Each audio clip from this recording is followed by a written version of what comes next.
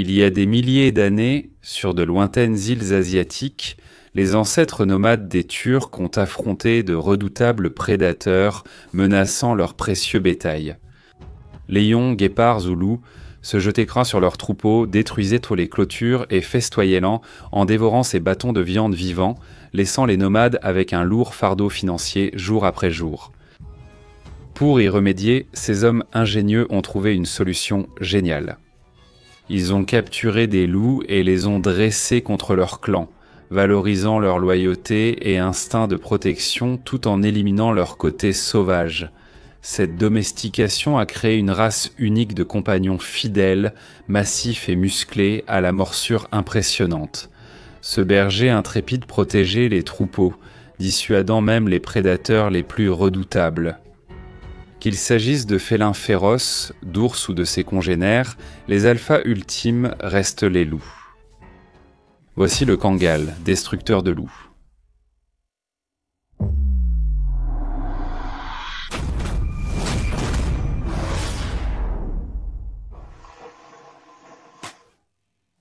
Le Kangal, connu sous le nom de chien de berger Kangal, est une grande et robuste race de chiens de garde de troupeau, ainsi que le chien national de la Turquie. Son nom vient de Kangal, ville de la province de Sivas, en Anatolie centrale, Turquie. C'est là que les premiers Turcs nomades, après avoir parcouru tout le chemin depuis l'Asie au XIe siècle, ont décidé de s'installer et d'amener avec eux leur redoutable Kangal comme gardien de troupeau.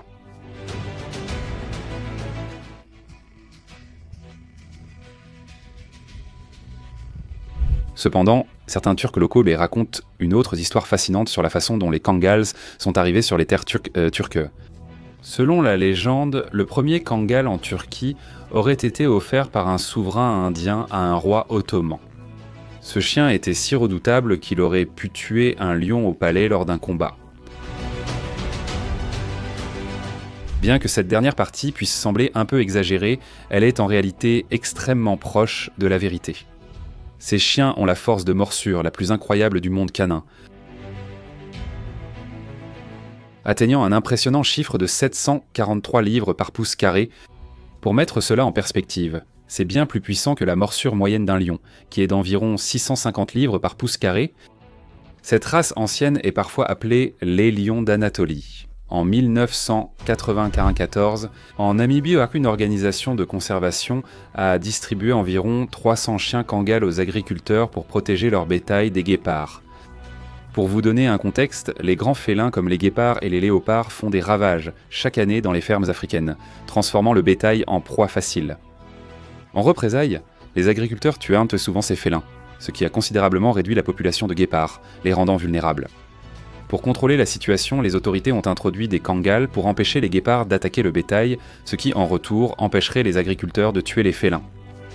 Les résultats étaient impressionnants, plus de 80% des fermes ayant adopté les Kangals ont constaté une forte baisse des attaques de prédateurs. Hormis les grands félins, c'est la seule race de chiens pouvant affronter et terrasser presque tous les animaux menaçant le bétail. Loup, ours, hyène, coyote, vous les nommez. Dans le cas des loups, c'est plutôt ironique cependant. Ces grands canidés descendent des loups et ont été dressés pour les affronter. De plus, leur nom scientifique, Canis lupus, est identique à celui des loups plélegris, comme pour les autres chiens, avec l'ajout du nom de sous-espèce familiaris, signifiant loup gris domestiqué. Ces chiens sont faits pour le combat, et comme ils ont du sang de loup qui coule dans leurs veines, ils se battent avec la même férocité. Mais un Kangal face à un loup ou une autre bête de proie, ce n'est pas un simple affrontement, c'est un choc de titans, une bataille d'instinct et de sang. La ferme de moutons est un vrai asile. Un loup énorme a fait irruption dans la bergerie, attrapant un des agneaux et s'enfuit pendant que le reste du troupeau s'éparpille dans une panique totale. À la sortie, un Kangal gardien attaché est prêt à attaquer, tandis que le loup tente de s'enfuir avec le mouton dans sa gueule. Le Kangal devient furieux, bondit et claque des mâchoires sur l'intrus. La chaîne le retient, mais le chien sauvage n'abandonne pas. Quelques instants plus tard, alors que le loup tente de s'échapper, il se retrouve sur le territoire du Kangal, et le chien enragé le saisit par le cou, abattant cet alpha comme une chèvre. Pour réussir cet exploit, les Kangals possèdent des caractéristiques de grands prédateurs. Leur crâne massif et plat, avec de puissants muscles de mâchoire, génère une morsure redoutable, arme ultime en combat. Leur museau est profond, émoussé, avec de grandes canines et une dentition large et espacée, rendant leur morsure redoutable. Ajoutez ses yeux en amande sur les côtés et vous avez le kangal à l'allure majestueuse comme le loup. Et ensuite viennent la taille et le poids. Et ces géants ne font pas non plus dans la demi-mesure à ce niveau-là. Adultes, ces chiens géants mesurent 71 à 79 cm au garrot. Alors que la femelle, ce n'est pas ce que vous pensez, vous savez. Une chienne s'appelle une femelle, c'est bon, c'est scientifique, c'est scientifique.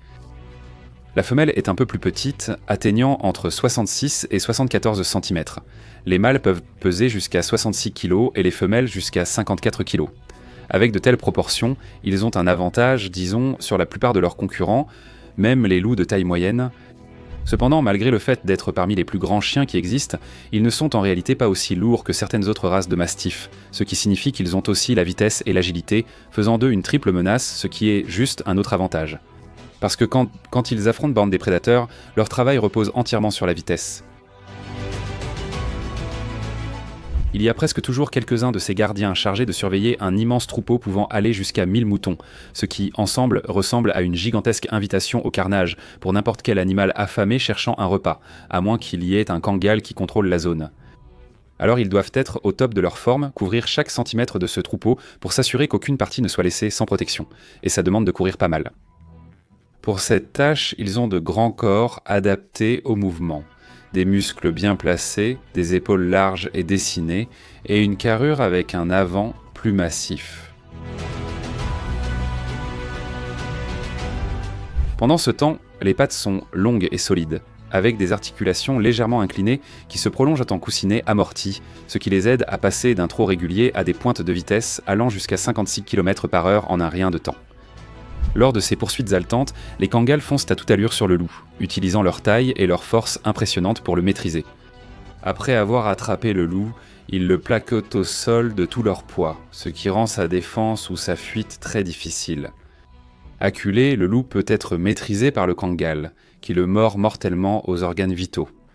Parfois, un seul d'entre deux ou une meute entière s'acharne sur la proie en l'attaquant à de multiples reprises, rongeant le loup jusqu'à ce qu'il prenne la fuite ou qu'il soit achevé.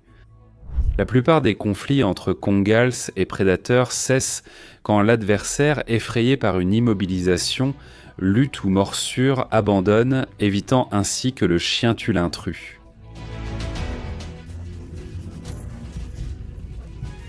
Contrairement aux loups et autres prédateurs, les kangals ne sont pas naturellement assoiffés de sang.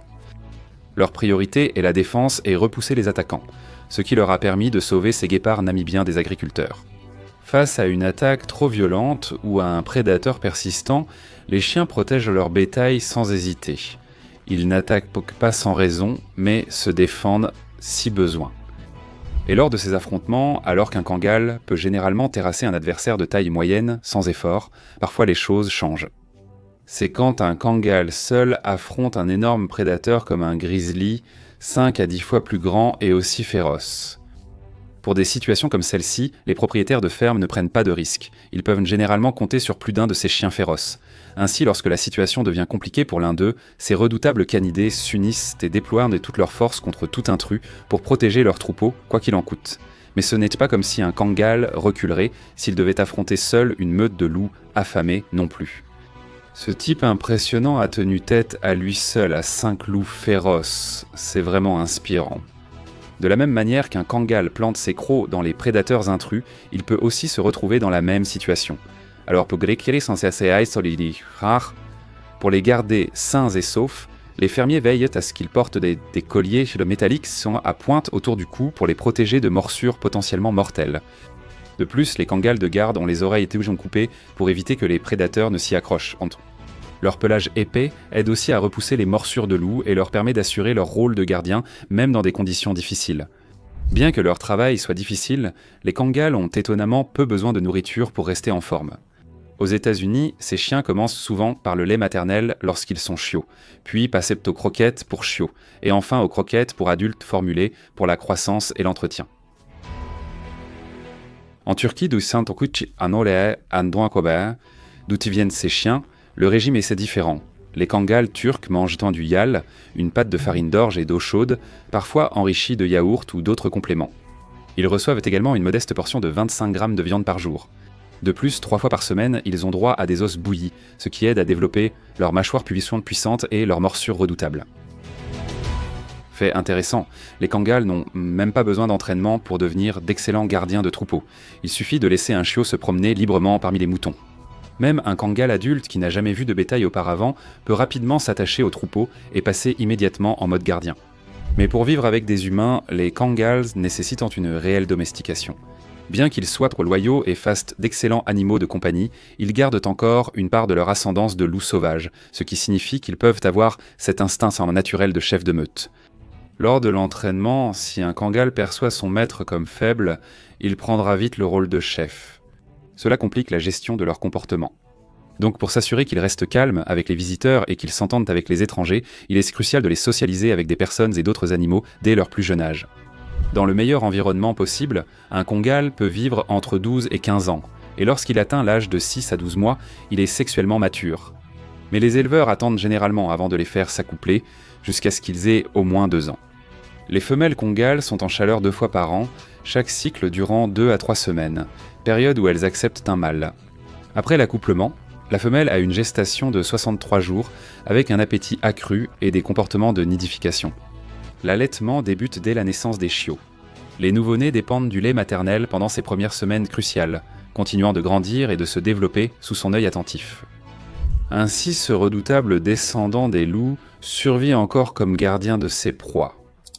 Ironique, n'est-ce pas? Bref, quel est ton avis? Y a-t-il d'autres races de chiens que tu penses capables de défier un Kangal pour le titre de gardien ultime? Partage ton avis dans la section des commentaires ci-dessous, et comme toujours, on se retrouve dans la prochaine vidéo. Pas comme dans le film Predator, mais plutôt à la façon YouTube, tu vois, dans le sens de capter l'attention. D'accord, au revoir. Merci à nos membres pour leur soutien. Rejoignez-nous pour des avantages exclusifs.